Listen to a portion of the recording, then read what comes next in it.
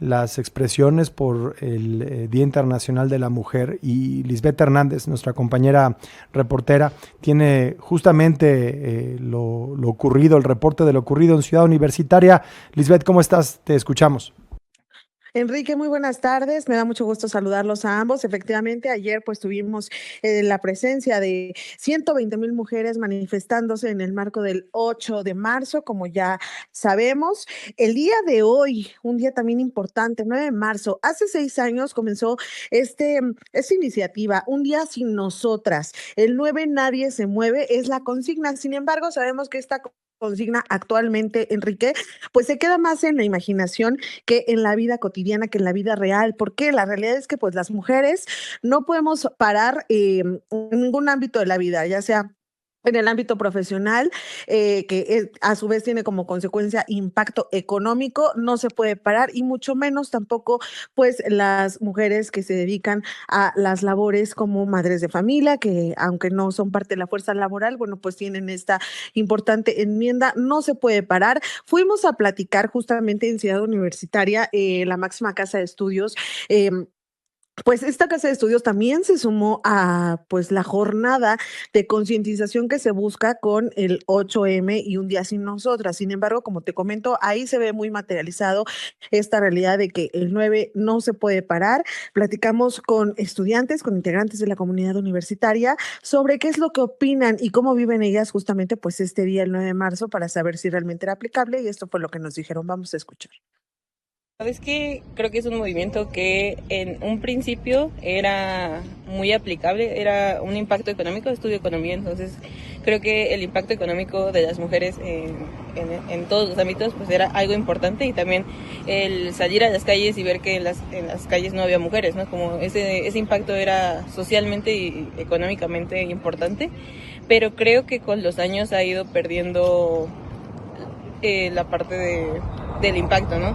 Se ha vuelto un día en el que se nos da el día libre, en el que muchas veces es como, bueno, pues ese día, muchos profesores de pronto le comentan como de, bueno, pues es un día porque ustedes utilizan para faltar.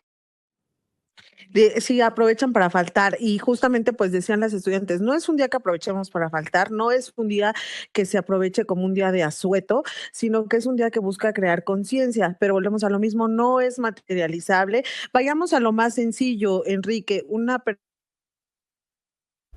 Justo se persona, cortó. igual veíamos a una señora que vendía chicharrones, que vendía papitas, decía, yo no puedo parar porque pues ese día su familia no come. Entonces es una iniciativa que propone, por supuesto, es muy interesante el hacer conciencia, la propuesta es muy interesante, pero en la realidad pues es poco realizable.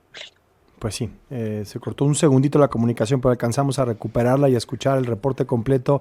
Lisbeth, muchísimas gracias. Muy buenas tardes. Estamos pendientes, Enrique, buenas tardes.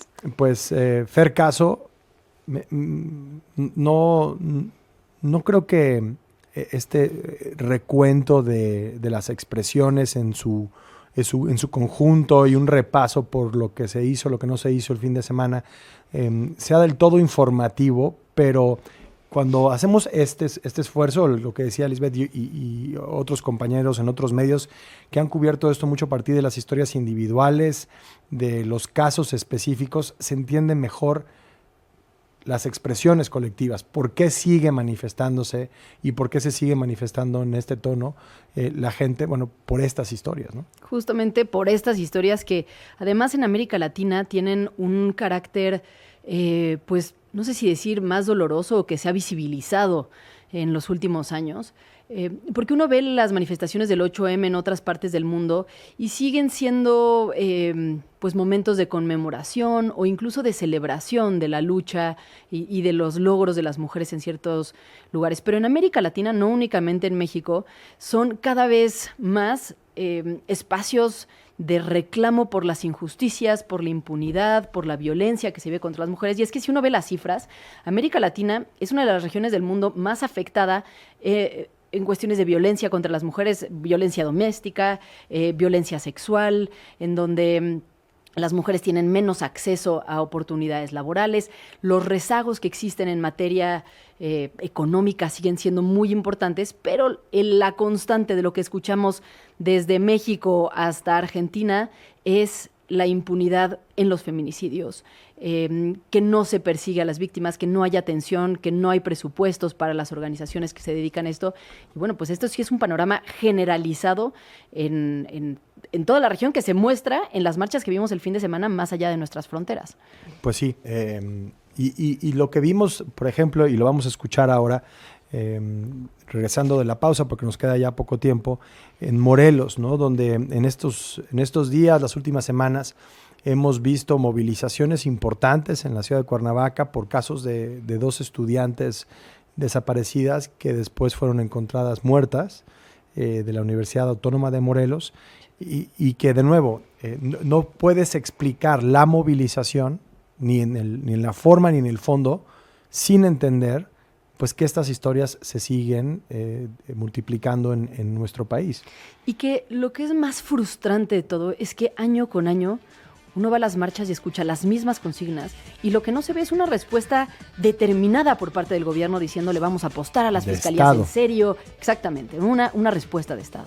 Hacemos una pausa, regresamos con más detalles en tiempo real.